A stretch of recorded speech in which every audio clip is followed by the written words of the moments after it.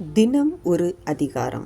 இன்று நாம் வாசிக்கப் போவது சங்கீதம் 2ஆம் அதிகாரம். சங்கீதம் 2ஆம் அதிகாரத்தில் மொத்தம் 12 வசனங்கள் உள்ளது. ஜாதிகள் கொந்தளித்து ஜனங்கள் விருதா காரியத்தை சிந்திப்பானேன்.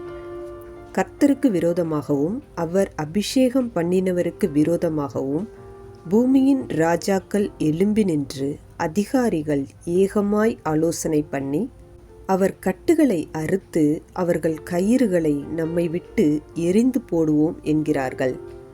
பரலோகத்தில் வீற்றிருக்கிறவர் நகைப்பார், ஆண்டவர் அவர்களை இகழுவார்.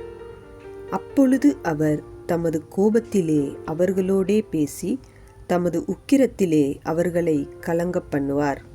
நான் என்னுடைய பரிசுத்த பர்வதமாகிய சியோன் மீதில் என்னுடைய ராஜாவை அபிஷேகம் பண்ணி வைத்தேன் என்றார். தீர்மானத்தின் விவரம் சொல்லுவேன். கர்த்தர் என்னை நோக்கி, நீர் என்னுடைய குமாரன், இன்று நான் உம்மை ஜெனிப்பித்தேன். என்னை கேளும், அப்பொழுது ஜாதிகளை உமக்கு சுதந்திரமாகவும் பூமியின் எல்லைகளை உமக்கு சொந்தமாகவும் கொடுப்பேன். இருப்புக்கோளால் அவர்களை நொறுக்கி குயக்களத்தைப் போல் அவர்களை உடைத்து போடுவீர் என்று சொன்னார். இப்போதும் ராஜாக்களே, உணர்வடையுங்கள். பூமியின் நியாயாதிபதிகளே, எச்சரிக்கையாருங்கள். பயத்துடனே கர்த்தரை சேவியுங்கள், நடுக்கத்துடனே களி கூறுங்கள்.